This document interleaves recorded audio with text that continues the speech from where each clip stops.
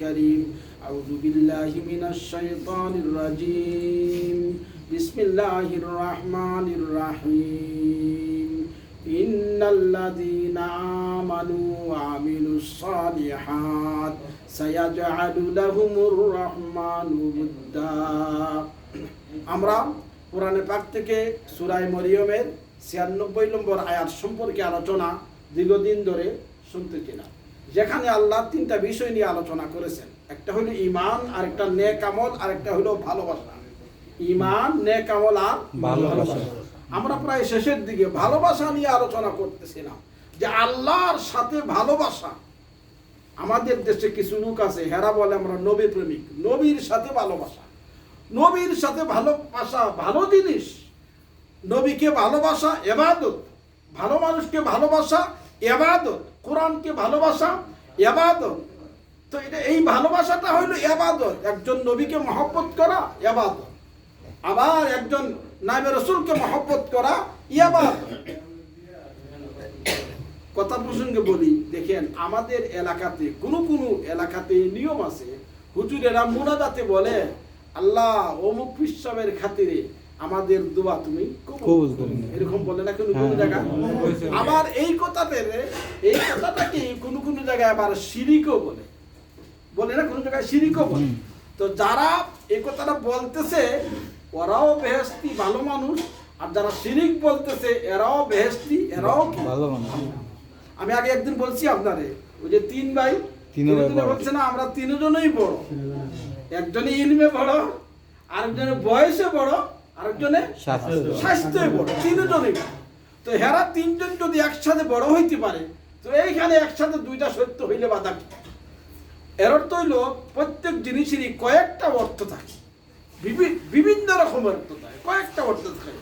এই অর্থ দিয়া যেমন অনেকে বলে রাসূলুল্লাহ গায়েব জানে, আরেক দলে লাড়ি নিয়ে যায় মাথা হরাই নেব, গায়েব জানে, রাসূলুল্লাহ গায়েব জানে না। তাহলে গায়েব শব্দের অর্থই আসলে বুঝার দরকার। যেই বেচারায় বলতেছে রাসূলুল্লাহ গায়েব জানে, হে বলতেছে গায়েবের অর্থ কি? গায়েবের অর্থ হলো না দেখতে বলা। যে ব্যক্তি বলতেছে রাসূলুল্লাহ গায়েব জানে, হে বলতেছে গায়েব শব্দের বাংলা হইল না দেখতে বলা। এটা হলো গায়েব শব্দের কি অর্থ। তাহলে না দেখতে বলা যদি তার অর্থ হয়, তাহলে তো আমি এখনো চোখ বন্ধ করে বলতে পারবো ওইখানে ইসুফ নবী পাকশাক করতেছে। তো নবী গায়েব জানে, আমি তো গায়েব জানি, ঠিক আছে না কথা?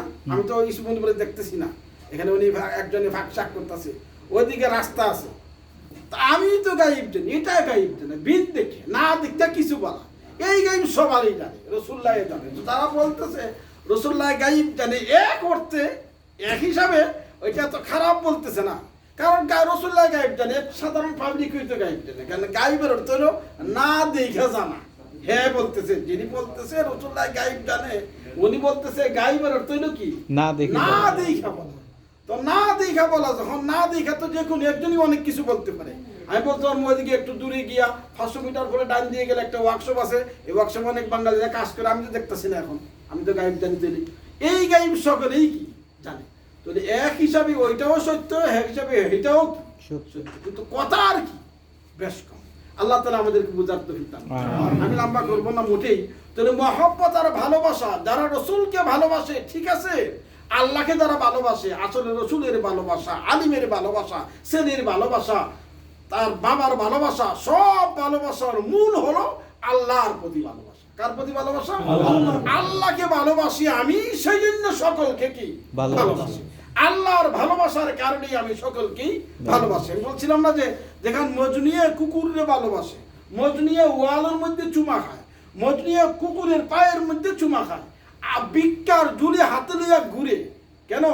সে লাইলিকে ভালোবাসে, এই জন্য এই কাজগুলারও ভালোবাসতেছে। আমরা আল্লাহকে ভালোবাসি বিধায় আমরা এই বাকি কাজগুলা, নামাজকে ভালোবাসি, রোজারে ভালোবাসি, হজরে ভালোবাসি, যাকাতকে ভালোবাসি, আলিম উলামা ভালোবাসি, আলিম উলামার দাওয়াত খাওয়াইতে ভালোবাসি, ভালো মানুষের কিছু দিতে ভালোবাসি। কেন? মূল ভালোবাসা হইল কার সাথে? আল্লাহর সাথে। ওই ভালোবাসার কারণে আমরা সকল জায়গাতে কি ভালোবাসি। আল্লাহ বুঝার তৌফিক দান করুন। ইন্নাল্লাযীনা আমানু ওয়া আমিলুস সালিহাত সায়াজআলু লাহুমুর রাহমানু উদ্দা। বলেন যারা নেক আমল করবে আর যারা ঈমান আনবে, যাদের ঈমান ঠিক হয়ে যাবে আর যারা নেক আমল করবে তাদের সঙ্গে আমি আল্লাহর ভালোবাসার সম্পর্ক হয়ে যাবে। আমার সাথে যখন ভালোবাসার সম্পর্ক হয়ে যাবে, কোন বান্দার যখন আল্লাহর সাথে ভালোবাসার সম্পর্ক হয়ে যায়, নামাজ যাইতে তার ভালো লাগবে, আল্লাহর কাজ করতে তার ভালো লাগবে, কোরআন পড়তে তার ভালো লাগবে, তাফসীর যাইতে তার ভালো লাগবে। কেন? আল্লাহর সাথে ভালোবাসা। এজন্য আল্লাহর যত কাজ সব কাজে তার কি লাগে? ভালো লাগে। ইন্নাল্লাযীনা আমানু ওয়া আমিলুস সালিহাত সায়াজআলু লাহুমুর রাহমানু উদ্দা। درناه عشق وسوسائے احرمن بسیاس ہوشیار گوشرا بپیام سروشدار واعبدوا ربك حتى يأتيك اليقين نماند بعصياك سيدر گرو نماند بعصياك سيدر گرو کہ دارد چنے سیدی پیشرو وغرکم باللہ الغرور। আমি যে কথাটা আজকে বোঝাতে চাই এই আয়াত প্রসঙ্গে, সেটা হচ্ছে মানুষে ঈমান আনে আল্লাহর প্রতি, রসুলের প্রতি, ঈমান আনে পরকালের প্রতি, নেক আমল করে, বহুদিন করে, কিন্তু কিছু মানুষের শয়তানে ধোঁকা দেয় এই কথা যে তুই যখন পীরের কাছে নামাজ পড়তে পড়তে সব নেক আমল করতে করতে পীরের হাতে হাত দিয়া মুরিদ হইছ, 6 তাসবিহ আদায় করলি, 12 তাসবিহ আদায় করলি, 5 আনপাস আদায় করলি, জিকির ইসমে জাত করছস, মুরাকাবা করছস, তুই এখন পিসাব খেলাফতি পাইয়া গেছস, এখন আর তোর নামাজ রোজা লাগবে না। এই ধোঁকা দেয় কে? শয়তান। হ্যাঁ, কিন্তু প্রথমে কোরআনের হাফেজ, ভালো আলিম, সবকিছু 6 তাসবিহ আদায় করছে, 12 তাসবিহ আদায় করছে, আল্লাহর জিকির করছে, জিকির ইসমে জাত করছে, 5 আনপাস করছে, মুরাকাবা করছে, খেলাফতিও পাইছে। এখন অমুক দরবারের সে পীর সাহেব, অমুক দরবার থেকে সে খেলাফতি পাই আইছে, তার সার্টিফিকেটও আছে যে এই লাইনে সে মেহনত করছে বললা। এখন শয়তানে তারে আর ধোঁকা দেয় আর বলে তুই এখন বহু উপরে গেছত গা, এখন আর তোর নামাজ রোজা লাগবে না। এই কারণেই তো আবুল সরকার গুমরার পথে যাইতেছে। কেন? এরা কিন্তু মেহনত করে নাই, না মেহনত কিছু তারা করছে, মেহনত কিছু করার পরে পীরের কাছে গেছে, মুরিদ হইছে, বয়স হইছে, দরবারে গেছে, দরবারে যে ফিরাকি পাইছে, তা খেলাফতিও পাইছে, মেহনতও করছে, নামাজ রোজাও করছে, সবই করছে, কিন্তু লাস্টে গিয়া সে নিজে পীর সাজ্জা শয়তানে তারারে বলছে আর ইবাদত করন লাগবে না। এখন তুই শুধুমাত্র মানুষের ইবাদতের কথা তুমি বলবা, মানুষের তুমি দিনের দাওয়াত দিবা, এখন আর তুমি ইবাদত বন্দেগী না করলেও কি। আর হেদের একটা দলিল হইল আল্লাহ বলছে ওয়াবুদু রাব্বাকা হাত্তা ইয়াতিয়াকাল ইয়াকিন। আল্লাহ বলেছেন তোমাদের ইয়াকিন ঠিক হওয়া পর্যন্ত নামাজ পড়ো। হাত্তা ইয়াতিয়াকাল ইয়াকিন, ইয়াকিন শব্দটা এখানে আরবি, এখানে কোরআনে করিমটা তো বাংলা না, এটা আরবি। তো হাত্তা ইয়াতিয়াকাল ইয়াকিন, ইয়াকিন শব্দটা হলো কি আসলে আরবি, কিন্তু হ্যাঁ তরজমা করছে বাংলা।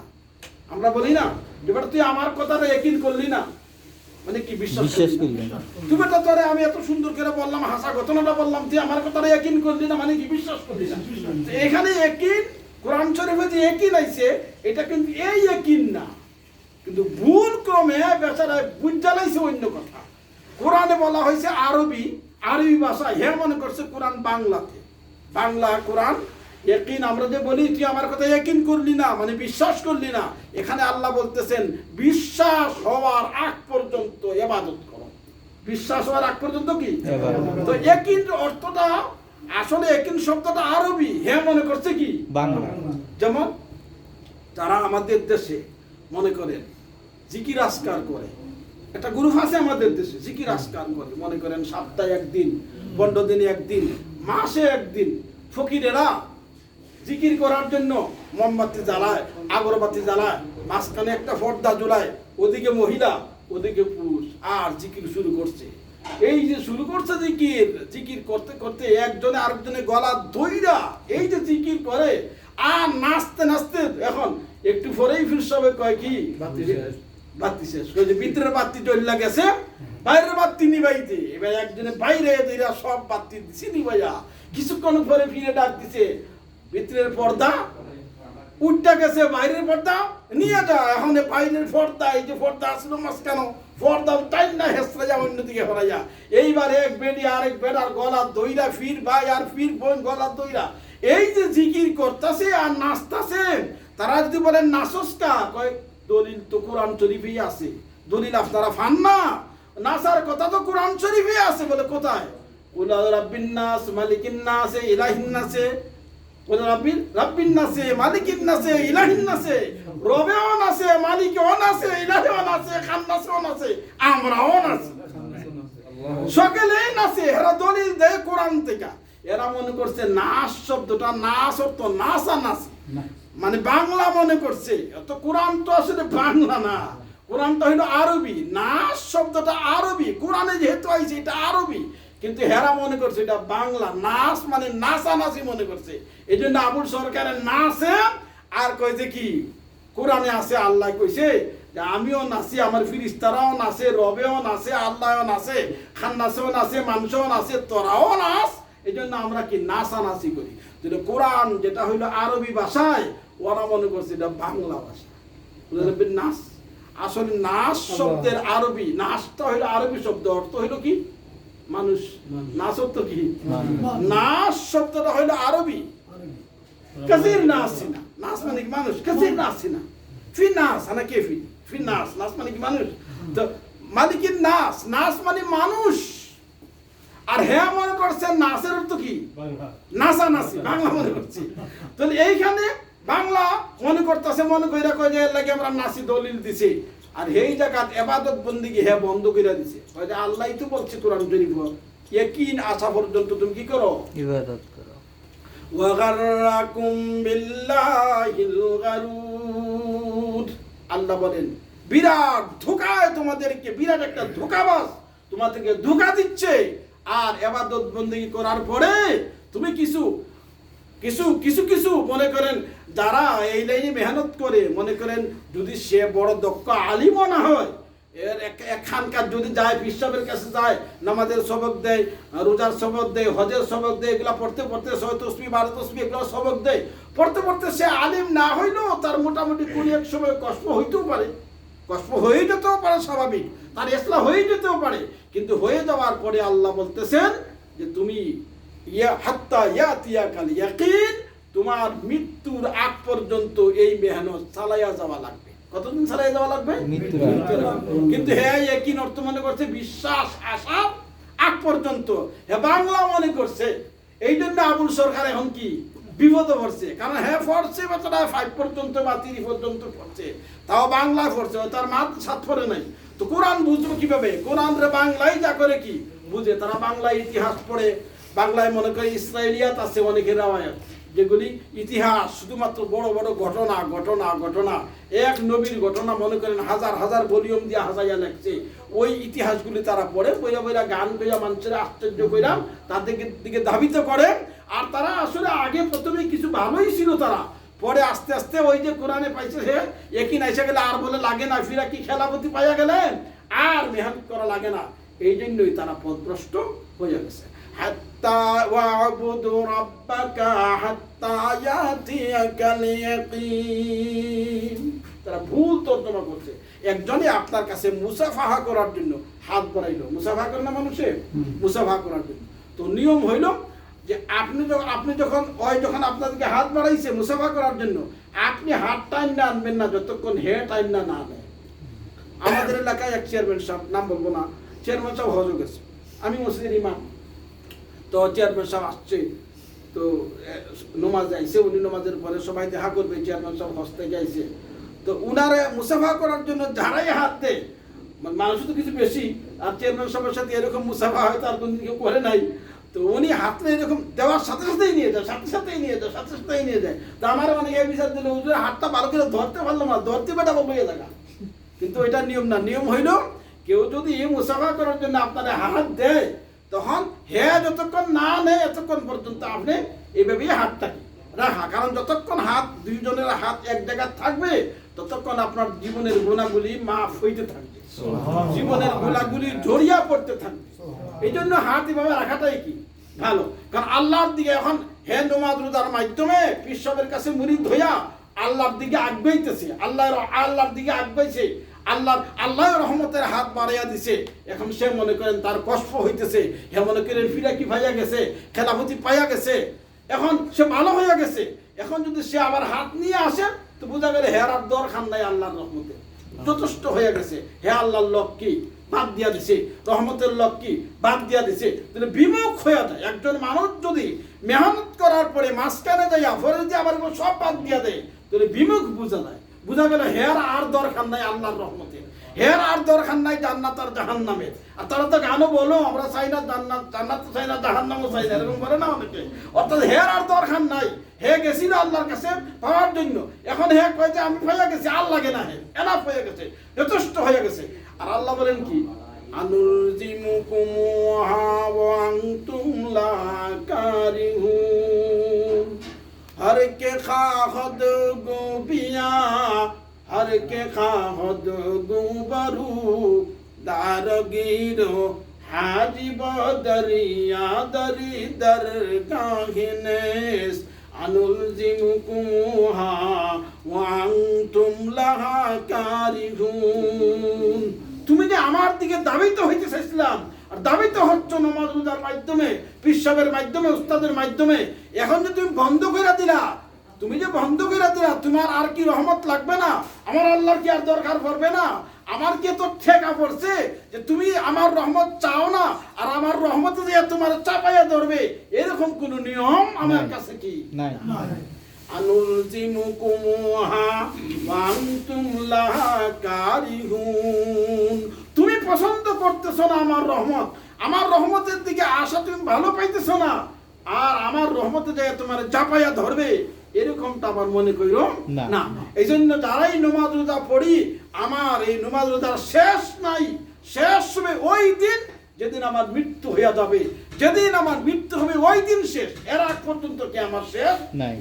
তারা মনে করেছে ভণ্ডরা যে খেলাফতি পাইয়া গেলেন, কোন দরবারে যে ফিরাকি পাইয়া গেলেন, আর ফির সামনে কিছু আঙ্গুর, আপেল আর হালুয়া, সাগর কলা, সবরি কলা খাওয়াই যদি খেলাফতি নইতে পারি, এরপরে আর নামাজ রোজা কি লাগে না। আমি বলছি আপনাদেরকে অন্য সময় হয়তো মনে আছে কিনা, যে এক পীর সাহেব পাইছি এক জায়গায়, দাড়ি মাশাআল্লাহ এরকম, আপনাদের দাড়ি আরো লম্বা, সুন্নতি দাড়ি, পোশাকও সুন্নতির পোশাক, পাঞ্জাবি পরেন, টুপি মাথায়, মাশাআল্লাহ সবকিছু, চেহারাও সুন্দর। তো উনি বললো আমি আগে মসজিদে ইমামতি করতাম, এরপরে পীর সাহেবের কাছে মুরিদ হইছি, মুরিদ হওয়ার পরে সব যত সবক আছে সব আমি হাসিল করছি, এখন আমার আর নামাজ রোজা লাগে না।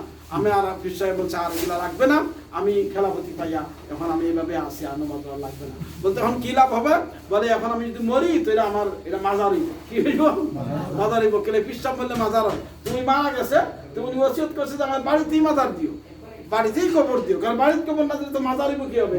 একটু বুদ্ধি থাকতে হইতো, ফিরা কি করতে হইতো, কিন্তু বুদ্ধি লাগে, এমনি হঠাৎ করে ফিরে যায় না, কারণ ওনার বুদ্ধি আছে, বুদ্ধি এলাকা যদি নিয়ে দেয় তো কার টাকাটা ফাঁকা করবো। বাড়িতে হইলে ছেলে পোলেরা বাবার কবর যতটা পড়বো, তো বাড়িতেই কবর দিও, বাড়িতেই কবর দিও। তো যাক ওনারা বাড়িতে কবর দিছে, ওখানে ওনারা আমার আবার ফতোয়া জিজ্ঞেসে কতদিন আগে, বলছে ফাঁকা করবো কিনা। আমি কিন্তু উনি তো ফির সাহেব বুদ্ধি আছে, এই জন্যই তো উনি এনে কবর চাইছে যে আমার বাড়িতে কবর দিতে ফাঁকা কইরা লয়। কিন্তু উনি বলছে এটা যে ফির সাহেব বললেন মাজার হয়, আর পাবলিক বললে কি হয় না, মাজার হয় না। তো উনি আগেই নামাজ রোজা ছাইরা দিছে। কে লাগে ছাইরা দিছে? উনি কয় যে আমি খেলাফতি পাইয়া গেছি, আমি কামিল হইয়া গেছি, আমার আর কি লাগবে না। তো এই আবুল সরকার যে আসলে উনি শুধু এখানা, এরকম বিরাট একটা গ্রুপ আছে, ওদেরকে শয়তানে ধোঁকা দেয় আর বলে তুই ফিরে কামিল হয়ে গেছস, খেলাফতি পাইয়া গেছস। ও রশিদ সরকার বা যে কোনো সরকার, আব্দুর রশিদ সরকারের খলিফা হোক আর যাই হোক, তারা মনে করে খেলাফতি পাইয়া গেলে আর ইবাদত করা কি লাগে না, এখানে সে পীর হয়ে গেল, এখন আর যে কোনো কথা বললেও সমস্যা নাই, আর উল্টা পাল্টা বললেও কি সমস্যা নাই। হ্যাঁ, তবে একদল লোক আছে মজজুব। মজজুব মানে পাগল, পাগল। পাগলের মধ্যে আবার কিছু বেষ্টম আছে। একদল লোক আছে শুধু আল্লাহর জন্যই পাগল, আল্লাহর জন্য পাগল। সে আতারে ফাতারে বকে, মানুষের গালি দেয়, রাস্তা চলে মানুষের গালি দেয়, কেউ ফেলে ধাক্কা দেয়, কোনো ভালো কাজ সে কি তেমন করে না। মজজুব, মজজুব যারা হয় তারা আবার তাদের উপরে আবার কোনো ফতোয়া নাই। যেমন তারা মজজুব যে হবে, রাস্তা ছাড়িয়ে একজন গালি দিব, যে ভাষায় গালি দেওয়ার নাই এই ভাষায় কি গালি দিবে একজনকে। এক মাদ্রাসায় গালি দিবে, মসজিদে গালি দিতে পারে, একজন হুজুরেও গালি দিতে পারে, এদের নাম হলো মজজুব। কেউ যদি মজজুব হয়, আল্লাহকে গালি দেয়, রসুলকে গালি দেয়, মানুষের গালি দেয়, হেরটা মানুষের দর্তব্য না, কারণ সে মজজুব। কিন্তু আবুল সরকার আবার কি না, মজজুব না। মজজুব যদি হইতো তাহলে তার কথা দর্তব্য ছিল না। মজজুবে অনেক কিছু বলতে পারে, যেমন একজন মজজুব আমি দেখছি বহুদিন আগে আমাদের হরিপুরে, উনি কি করতো, ওই গাছের উপরে বসে থাকতো। উন্মাদতা প্রথমে উনি বড় আলেম ছিল, বড় আলিম ছিল, হাফিজ ছিল, ভালো মুহাদ্দিস ছিল, পরে এরকম হয়ে গেছে। তো এই গাছের উপরে ওইটা বসে থাকতো, আর দিনের মধ্যে উনি দিনও হারিকেল জ্বালাইয়া বইতো, এখানে দিনে হারিকেল জ্বালাইয়া বইতো গাছের উপরে। তো মানুষ বলতে বলতে দিনে হারিকেল জ্বালাও খা, তো রাত্রে গেলে দেখা যায় তো ওই হারিকেল আর নাই, এটা রাত্রে নিবাই নিয়েছে। আবার ওই এলাকাতে উনি বলতো কেউ আগুন নিয়ে আইসো না, সবাই বলতো কেউ আগুন নিয়ে আইসো না, উনি আবার হারিকেল লইয়া হাঁটে। আর পরে আসলে আল্লাহর ইচ্ছা কি জানি, উনি তো মজদুর বলছে এলাকার মানুষ, পরে একজনে আসলেই আগুন লইয়া গেছে কি জন্য, আর ওই পাহাড়ও আগুন লেগে গেছে। এই আগুনে এখনো জ্বলতেছে, আপনারা হয়তো দেখছেন যে হরিপুরের একটা পাহাড় আছে, ওইখানে এখন আগুন জ্বলে। আপনি যে কোনো মাটির মধ্যে, পাহাড়ের যে কোনো এলাকার পাশে গিয়া যদি আগুন ধরান, ওই মাটির মধ্যে আগুন ধরে, ওইখানে আগুন ধরে, ওইখানে আগুন ধরে, ওইখানে আগুন ধরে। তো যে উনার নামে মাদ্রাসা আছে, এখন মসজিদ আছে, উনি মারা গেছেও বহুত আগে। তো উনি হলো মজজুব। মজজুব যারা হয় তারা আলিম দেখলে গাইল না, একজন হুজুর দেখলেও গাইল লাগবে হয়তো, সবসময় না, কোনো কোনো সময় মানুষের গালাগালি করবো, নমাজটা পড়বো না, আবার কোনো সময় পড়বো। তো মজজুব যদি হয়, মজজুবে যদি এরকম গালাগালি করে আল্লাহর রসুলরে, এটা ধর্তব্য না। কিন্তু আবুল সরকার তো আবার কিনা মজজুব না, উনি তো মকাল্লাফ, যদি গান করতে পারে, বায়না নিতে পারে, ভাত খায়, সব কিছু করে, তো উনি তো মজজুব না। তো মজজুব যখন না, উনি আল্লাহর গালি দেওয়ার অধিকার রাখে না, গালি দিলে এটার বিচার কি অবশ্যই হবে, হবে দিকে বাংলাদেশ সরকারেও বুঝতে হবে। এই জন্য তো তারা অ্যারেস্ট করছে। হ্যাঁ, কেউ কেউ বলতেছে অ্যারেস্ট করছে বিচারের জন্য না, অ্যারেস্ট করছে মানছি ফাইলে ওরে কুপলা জীবনে মারবো, এই জন্য হেফাজতে নিয়ে নিরাপদে রাখার জন্য এর কি অ্যারেস্ট করছে। যাই হোক, যে কারণেই হোক, উনি তো মজজুব না। মজজুবে যদি গালাগালি করে কেউ রে, এটা ধর্তব্য না। কিন্তু উনি মজজুব না হওয়ার কারণে উনি মকাল্লফ, এই জন্য উনার তার বিচার অবশ্যই হওয়ার দরকার। আল্লাহ তাআলা বুঝার তৌফিক দান করুন। ইন্নাল্লাযীনা আমানু ওয়া আমিলুস সালিহাত সায়াজআলু লাহুমুর রাহমানু উদ্দা ওয়া গাররাকুম বিল্লাহিল গারুর। हर के खाहद गुबियाम हर के खाहद गुबरू दारगीरो हाजी बादरिया दरी दरगाहनेस अनुलजिमुकुमुहा वांतुम लहा कारिहुन नमानद बसियाम कसे दरगिरू के दारद चुने सैयदी पेशरू। যেটা বলছিলাম যে মুসাফাহার সময় একজনে যদি হাত বাড়ায়, আপনি যে মুসাফাহা করবেন হাতটা নিয়ে যাবেন না, নিয়ে গেলে ওই বেলার মতো হয়ে গেলেন, ইবাদত করতে করতে এখন আপনি কামিয়াব হয়েছেন, আপনার আর দরকার কি নাই না, আপনি হাত রাখবেন। হ্যাঁ, নিয়ে গেলে আল্লাহর রসুলও কেউ যদি রসুলের সাথে মুসাফাহা করতেন, রসুলের নিজে হাতটাই না নিতেন না, বরঞ্চ ওই বেচারায় যে সময় একটু দেরি হইলো, ওই যে সময় তারা ইচ্ছা মতো নিয়ে যাইতো, নিয়ে গেল। আর না হলে রসুলে নিজে ইচ্ছা করে, অথবা মুয়ানাকার সময়ও আপনি একবারে মুয়ানাকা ধাক্কা দিয়ে সরাই দিলেন, এরকম না, ধাক্কা দিয়ে সরাই দিলেন এরকম না। সে যদি আপসি সরবে ধীরে স্থিরে, কেন ওই সময় মুয়ানাকার সময়, মুসাফাহার সময় আপনার জীবনের গুনাহ মাফ হয়। এই জন্য আমরা এগুলি খেয়াল রাখি। আল্লাহ তাআলা তৌফিক দান করুন। আমি যেটা বুঝাইতে চাই যে আল্লাহর রসুল দুনিয়ার জীবনে একজনের সাথে মুসাফাহা করার সময় হাত দিলে উনি হাত সরায় না। রসুলের কাছে কত দয়া, কত মায়া, কত ভালোবাসা। নবী করিম সাল্লাল্লাহু আলাইহি ওয়াসাল্লামের মতো এরকম নবী যারা পাইছি আমরা, নবী করিম সাল্লাল্লাহু আলাইহি ওয়াসাল্লামের মতো এরকম দয়াবান নবী আমরা পাইছি, এরপরেও যদি কেউ জাহান্নামে যায়, এই নবীর উসিলায় যদি সে জান্নাতে যাইতে না পারে, তাহলে এর চেয়ে হতভাগা, এর চেয়ে পোড়া কপাল, এর চেয়ে দুর্ভাগা আর কেউ হতে পারে না। কিয়ামতের দিন আল্লাহর নবী মুহাম্মদুর রাসূলুল্লাহ হাদিস ইসলাম আপনারা শুনেছেন, মানুষে যাবে আদম আলাইহিস সালামের কাছে যে এই যে কিয়ামতের দিন 50 আলফা সানা, একদিন দুনিয়ার 50,000 বছরের মতো লম্বা। কিয়ামতের মাঠের একদিন আর দুনিয়ার হইল কত বছর? 50,000 বছর। একদিন এত লম্বা জীবন, আর মানুষের মাথার অর্ধ হাত উপরে সূর্য। এখন কত দূরে, ওই সময় অর্ধ হাত উপরে সূর্য, মাঝখানে কোন নাই, মানুষের কষ্ট হইতেছে, গ্রামের মধ্যে মানুষ সাঁতার কাটতেছে। তার আদম নবীকে দেয়া বলবেন, আদম নবী আল্লাহর কাছে একটু সুপারিশ করেন আর বলেন বিচার তাড়াতাড়ি হয়ে যাক, আমরা জাহান্নামে গেলে জাহান্নামেই যাই, জান্নাতে গেলে জান্নাতেই যাই, তো বিচারটা হয়ে যাক। এখন তো মহা বিপদে আছি, অন্ত এখান থেকে তো আমরা কি রেহাই পাইয়া জামু। এভাবে তারা যাইতে যাইতে মুহাম্মদুর রাসূলুল্লাহ সাল্লাল্লাহু আলাইহি ওয়াসাল্লামের কাছে যাবে। নবী করিম সাল্লাল্লাহু আলাইহি ওয়াসাল্লাম আল্লাহর কাছে দোয়া করবেন, মুনাজাত করবেন, কান্দাকাটি করবেন, আল্লাহ তাআলা দোয়া কবুল করবেন, আর বিচার আদালত শুরু হয়ে যাবে। আল্লাহর নবী জাহান্নামের সেই কিনারায় গিয়া দাঁড়াইয়া থাকবেন আর বলবেন, ইয়া আল্লাহ, আমার উম্মত আমার উম্মত যারা একজন উম্মতকেও এই গেট দিয়া, জাহান্নামের গেট দিয়া আমি নবী জাহান্নামে যাইতে দিব না। আল্লাহ বলবেন, ইসফা আলিমান ইতা, ও নবী আপনি যাকে খুশি যাকে সুপারিশ করবেন তারই আমি জান্নাতে দিয়া। নবীর সুপারিশ পাইলে লাভ না ক্ষতি? লাভ। এই জন্য নবীর সুপারিশ পাইতে হইলে নবীর দলে অতবর্তী হওয়া লাগবে। এই জন্য এত নবী, এত দয়াময় নবী, এত মায়ার নবী মুহাম্মদ রাসূল সাল্লাল্লাহু আলাইহি ওয়াসাল্লাম, যার সুপারিশে আল্লাহ তাআলা লক্ষ কোটি হাজার উম্মতকে মাফ করে দিবেন। সেই নবীকে পাওয়ার পরে যদি আমরা মাফি না নিতে পারি, জাহান্নাম থেকে রেহাই না নিতে পারি, তাহলে এর থেকে দুর্ভাগা আর হতভাগা হয় না। আর নবীর কাছ থেকে সুপারিশ পাইতে হইলে আমরা নবীজির তরিকা মানা লাগবে। নবীজির তরিকা কি মানা লাগবে। আমরা নবীজির উপরে বেশি বেশি করে দুরূদ শরীফ পড়ি, মানুষে বদনাম করে, আমরা বলে ওয়াহাবি, দুরূদ শরীফ পড়ি না। আর আসলে যদি না পড়া থাকি তাহলে তার বদনাম করা কি আছে? ঠিক আছে। তারা যে বলে এরা ওয়াহাবি, দুরূদ পড়ে না, যদি আমরা দুরূদ না পড়া থাকি তাহলে তাদের দাবি কি আছে? ঠিক আছে। নাহলে আমরা দুরূদ পড়ি না কেন? ওয়াজের মাঝে দুরূদ, রাস্তায় দুরূদ, হাঁটতে দুরূদ, লম্বা করে তো পড়ান লাগে না। দুরূদ আর হাজার হাজার রকমের দুরূদ আছে। চিটাঙ্গের বাইরে এক রকমের দুরূদ পড়ে, সিলেটি লোক হলে আরেক রকমের দুরূদ পড়ে, হাদিস পড়াইবার সময় আরেক রকমের দুরূদ পড়ে, নামাজে আমরা পড়ি অন্য রকমের দুরূদ পড়ি। তখন দুরূদের তো বিভিন্ন রকমের দুরূদ আছে। আমরা যে দুরূদ পারি, যে সময় পারি আমরা পড়ার চেষ্টা করি। আল্লাহ তৌফিক দান করুন।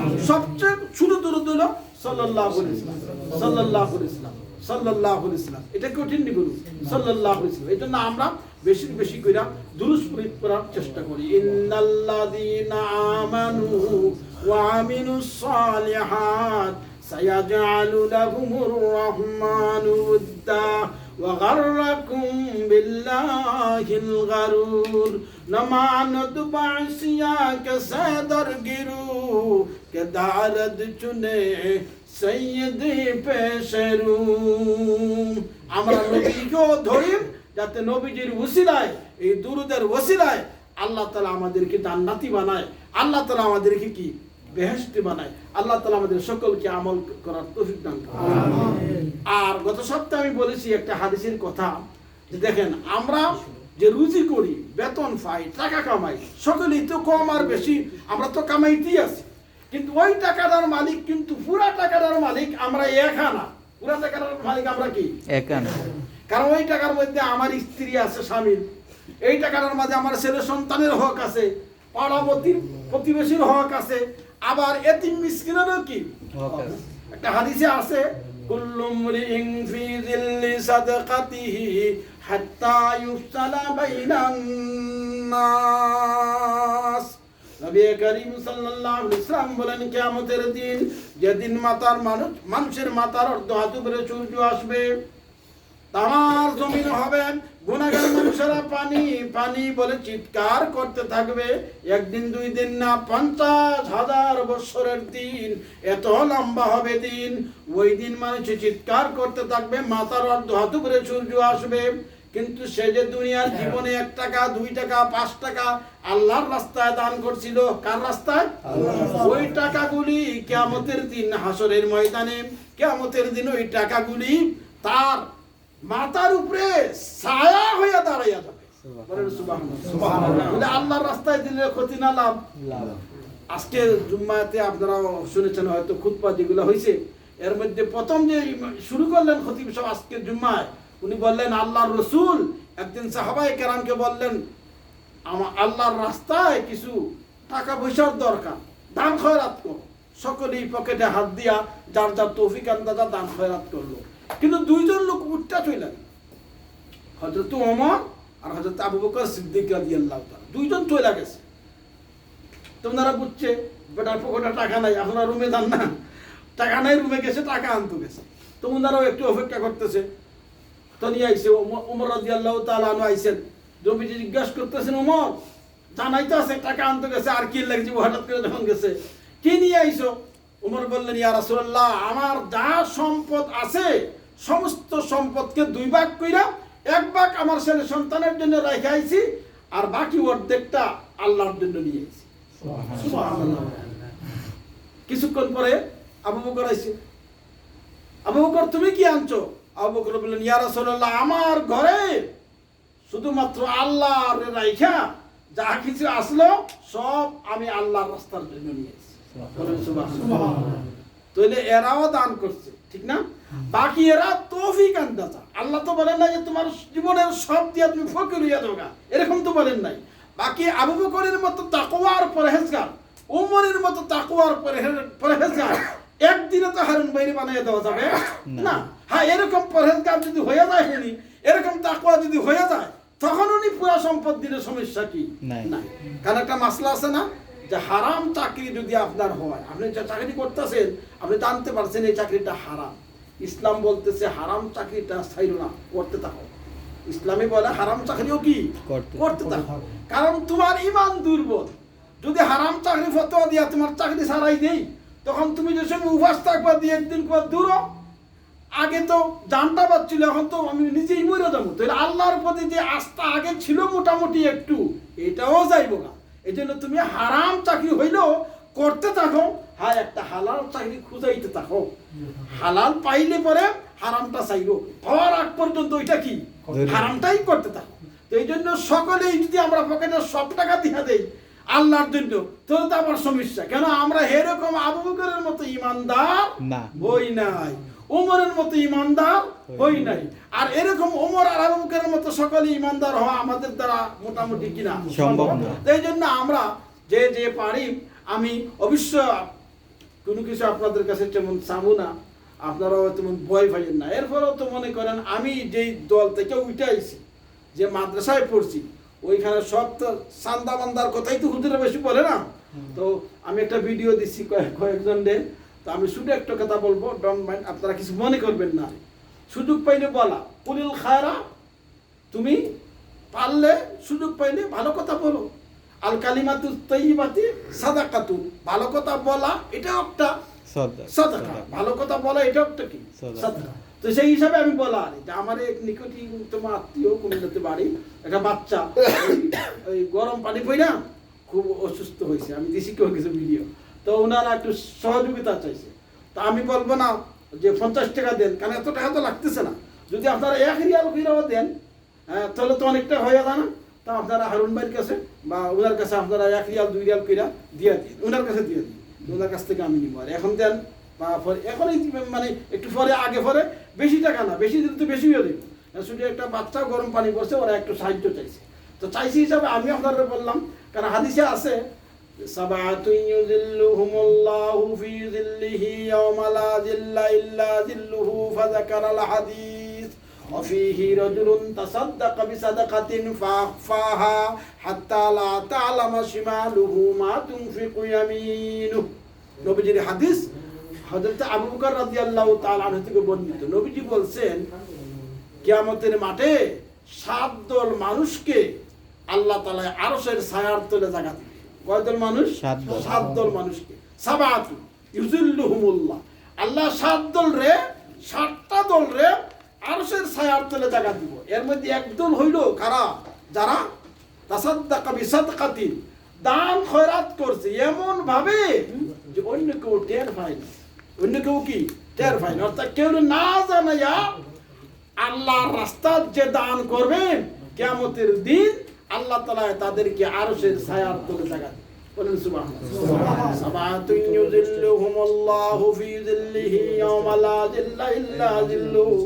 হাসরের ময়দানে কোনো ছায়া থাকবে না, কোনো ছায়া থাকবে না, সব মানুষের মাথার উপরে থাকবে সূর্য, ওই সময় ছায়া দিবে। ইয়াওমা লা যিল্লা ইল্লা যিল্লুহু ফাযাকারাল হাদিস وفيه رجل تصدق بصدقة فأخفاها حتى لا تعلم شماله ما تنفق يمينه। এজন্য আমিও বললাম, আপনারা হয়তো 2-1 টাকা দিলেন, কিন্তু আমার গালি দেওয়ার কিছু না, কারণ আমি যেটা শিখছি এটা তো আমার বলতেই লাগবে। আবুল সরকারে গান জানে, গান গায়, ঠিক না কথা? যে যেটা জানে এটা বলে, তা আমিও জানি সৎকার ফজিলত, সৎকার করলে ভালো। এখন যে আপনারা মনে করেন যদি সকলে মিল্লা 50 রিয়াল হয়, আপনারা 50 রিয়াল দিয়া যেই সওয়াব পাইবেন, আমি না দিয়াও কি সওয়াব পাবো না? কেন বুঝি বলছেন আদাল্লু আলাল খায়রি কাফাইলিহি। আদাল্লু যে মানে টাকাটা উঠাইয়া দিল, সকলে দিয়া যেই সওয়াব পাইলো, সকলে মিল্লা যা সওয়াব যে উঠাইয়া দিল সে পাইলো ওই সওয়াব। তাহলে আমার লাভটা কে না বুঝে, ভাগলেও তো নিজের লাভ বুঝে না। তা আমিও তো সব কামাইতে চাই, এই জন্য আপনাদেরকে বলা। হয়তো হইতে পারে কেউ মনে মনে ভাবতারেন খালি টাকা চাই, ওইটা হইতেই পারে, কারণ আগে এইটা হইতে পারে, কিন্তু আমার যে লাভ হইয়া গেল, একজনের লাভ হইলে অন্যজনের তো কিছু ক্ষতি হওয়াটাই স্বাভাবিক, কিছু হইতেই পারে। এই জন্য নিজের লাভ হিসাবে আমি আপনাদেরকে বললাম, আপনারাও দিলেন। আল্লাহ তাআলা আমরা এইভাবে মাঝে মধ্যে সব সময়, যেহেতু আমরা 10-12 জন জমা হয়েছি, এভাবে আমরা মাঝে মধ্যে 1 টাকা হোক 2 টাকা হোক দেওয়ার একটা অভ্যাস আমরা রাখি। আমাদের ছোট্ট ছোট্ট ছেলেপেলেরা যদি আমাদের সাথে থাকে, মসজিদে জুম্মার নামাজে গেলে তার কাছে টাকা দিব, যে তুই এই 2 টাকা মসজিদে দিস, লাভ হইব কি? হ্যাঁ, দেওয়ার অভ্যাসটা করবো। ভবিষ্যতে গেলে আমার বাপ থাকতে 2 টাকা আমারে দিত, ওখান তো বাপ নাই, তো আমি 2 টাকা মসজিদে দিই, তখন আপনিও কি ভাইয়া দিবেন? সওয়াব পাইয়া দিবেন। আল্লাহ তাআলা আমাদের সকলকে বুঝাতে দিন। দুরূদ শরীফ পড়েন, আল্লাহুম্মা সাল্লি আলা মুহাম্মাদ।